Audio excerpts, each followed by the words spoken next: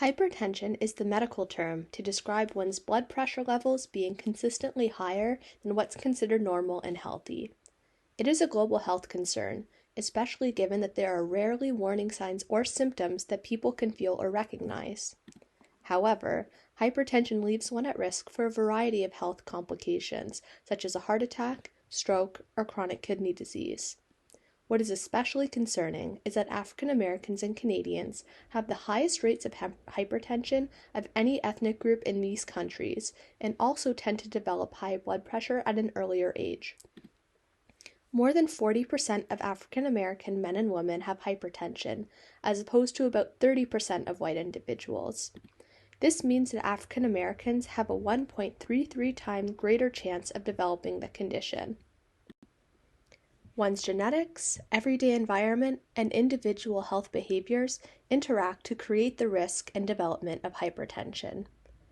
For instance, a biological explanation can be justified by studies that have found that African Americans and Canadians may have a genetic predisposition to higher salt and water retention, which can contribute to rising blood pressure. Individual risk factors include pre-existing chronic conditions such as diabetes, high levels of sedentary behavior, which basically means you're not spending enough time engaging in physical activity and you're spending too much time sitting, obesity, diets heavy in sodium or low in potassium, excessive alcohol consumption, and tobacco use. African American and Canadian populations have a greater likelihood of experiencing most of these risk factors. On an individual basis, there are a variety of strategies that can reduce your risk of developing or aggravating existing hypertension, such as meeting physical activity guidelines, which recommends 150 minutes of moderate to vigorous physical activity each week. This includes brisk walking or riding your bike. In addition to this, reducing sodium and alcohol from one's diet can help lower or maintain healthy blood pressure levels. Another important lifestyle habit to prevent high blood pressure is avoiding smoking.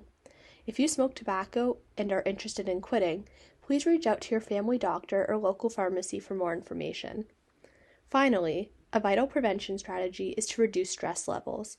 This is obviously easier said than done, and not every stress-reducing activity will work for everyone.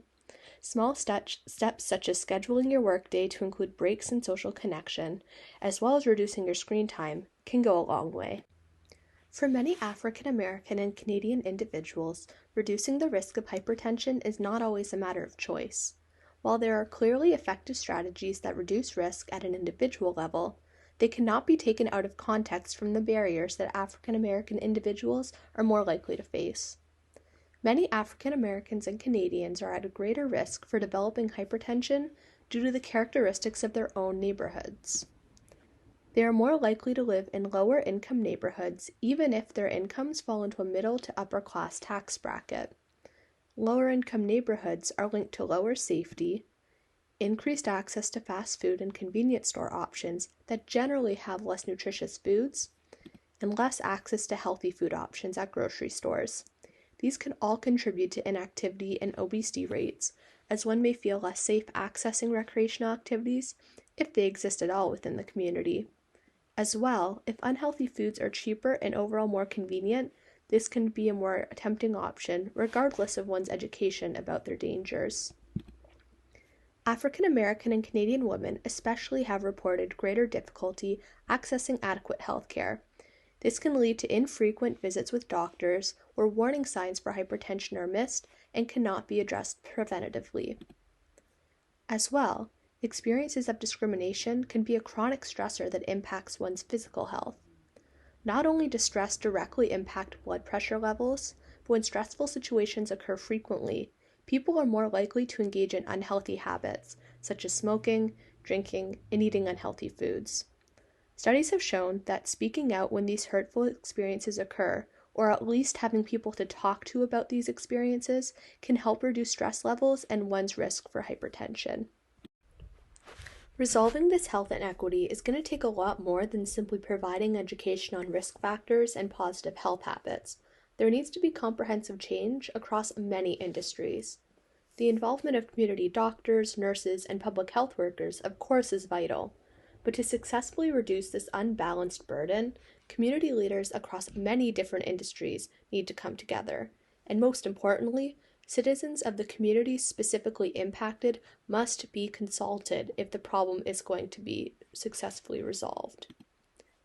Meeting with African American and Canadian individuals, community health workers, politicians, urban developers, and other community partners will help target what the greatest challenges are, and it also allows everyone to realize their specific role in reducing this burden.